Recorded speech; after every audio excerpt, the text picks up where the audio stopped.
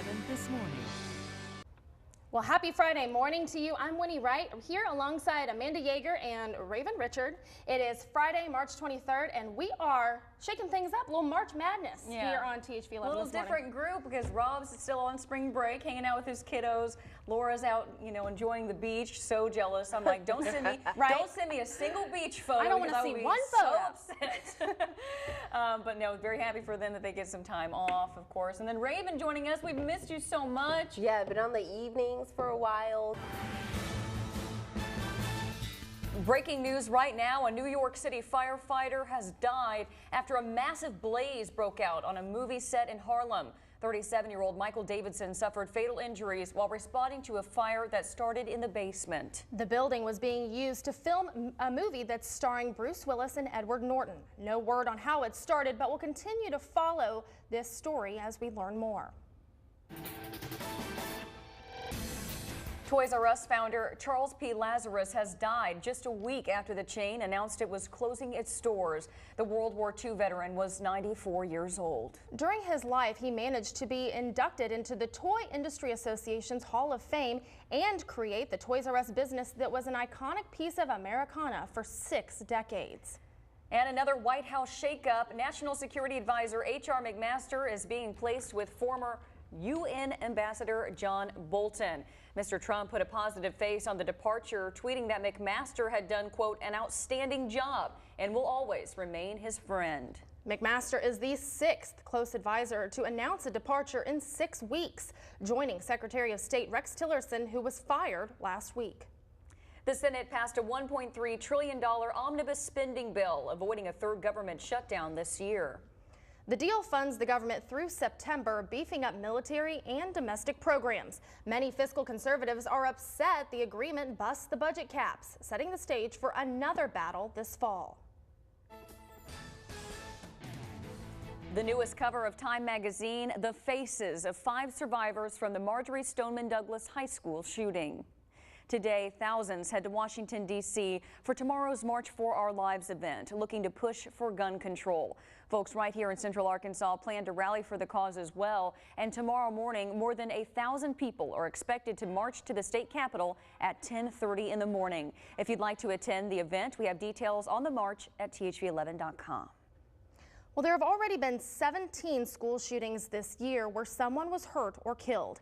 And while it may be easy to ignore the headlines as something that could never happen here at home, the truth is it already has. 20 years ago tomorrow, 5 people were shot and killed at Westside Middle School in Jonesboro.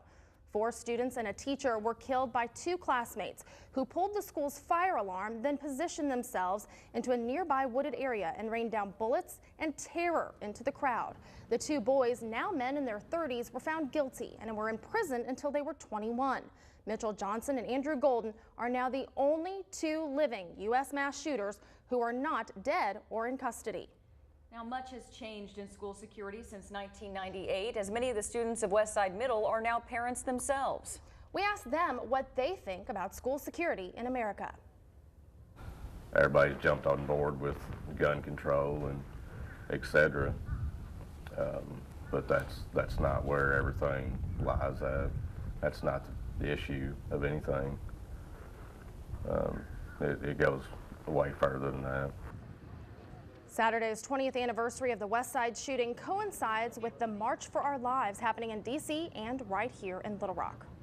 There's a new way to find out if someone has a concealed weapon without using a metal detector. A system called PAT Scan is being tested that can covertly scan people as they walk through places like hotel lobbies and school entrances. As CNET's Lexi Savides shows us, the aim is to prevent mass shootings like the ones in Vegas and Parkland, Florida. Neuroscientists at the University of Pennsylvania say the brain has a way to suppress chronic pain when we're hungry. Researchers manipulated neurons in the brains of mice to prioritize the perception of hunger over pain. They discovered that chronic pain was reduced. Now, depression may increase the risk of an irregular heartbeat. A study presented at an American Heart Association meeting shows patients tested for depression, as well as those taking antidepressants, had a 30% greater risk of developing a heart rhythm disorder than those not taking depression medication at all. New findings show that cutting calories by 15% for at least 2 years can slow aging.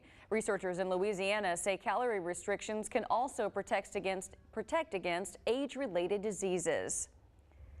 So now that new information, with knowing that, would you consider eating fewer calories if it means you age slower? I think everybody's always trying to cut calories because they want to be skinnier. I don't think anybody's thinking about age. It's kind of like a byproduct effect. Very ambitious, but not something that I necessarily think I could stick with long term. Right. Something about Amanda and I, we both really love to eat. Yes, we food both really is love life, to eat. for sure. Speaking of food, I feel like I see some Oh, adorable we've got bunny maybe a ears. guest for Community Bakery coming on a little later you'll want to stay for. But yeah, very interesting findings of that study for sure. If you have the will, Yeah, there's a way. there's a way.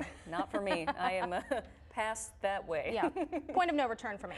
Well, the Riverfest concert festival is just a couple of months away. What to expect and the best ticket deals up next on THV 11 this morning.